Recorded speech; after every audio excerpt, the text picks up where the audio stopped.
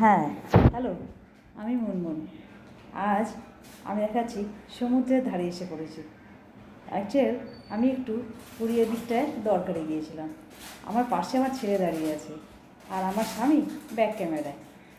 আমরা তিনজনেই এসেছি, কিন্তু দুঃখের বিষয় এত সুন্দর জায়গায় সমুদ্রে সবাই স্নান করছে দেখে আমি আর করতে পারছি না, আমরা করতে পারছি না। আমাদের সেভাবে আমরা প্রিপারেশন নিয়ে আসিনি, কারণ আমরা এসেছি অন্য কাজে অ্যাকচুয়াল। যাই হোক, কত সুন্দর দৃশ্য বলুন, দেখলে মনটা জুড়িয়ে যায়, মনে হয় যেন এখানেই সারাদিন দাঁড়িয়ে থাকি, এরকম একটা ভাব।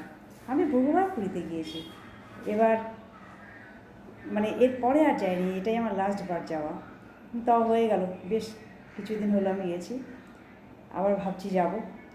যতবার দেখি তাকে মন ভরিয়া, তবুও মন যেন ভরে না, কোথাও খালি থেকে যায়, ঘরে ফিরে আসে শূন্য হাতে, স্মৃতিটুকু বয়ে নিয়ে আসা।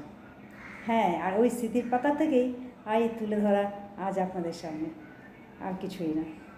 ভালো লাগছে, কত বড় ঢেউ দেখুন, আস্তে আস্তে সব জল আমাদের পায়ের সামনে এসে দাঁড়িয়ে যাচ্ছে। মনে হচ্ছে এটা ডুব দিয়ে দিই, কিন্তু সত্যি কি তাই হবে? হবে না বলুন, তা হবে না, নেমে যেতে হবে। আর আবার কবে আসবো সেদিন মনে মনে ভেবেছিলাম, কিন্তু আজও সত্যি আমার যাওয়া হয়ে ওঠেনি। যাবো তবে, বাবা জগন্নাথ যবে টানবে তবে। যেবার গিয়েছিলাম সেবার জগন্নাথ দর্শন আমার হয়নি, শুধুই একটা কাজে গিয়েছিলাম। কাজটি করে আসার সময় সমুদ্রটা দর্শন করে আমরা বেরিয়ে পড়েছিলাম, ব্যাস এই পর্যন্ত। হয়ে গেল বেশ কিছুদিন।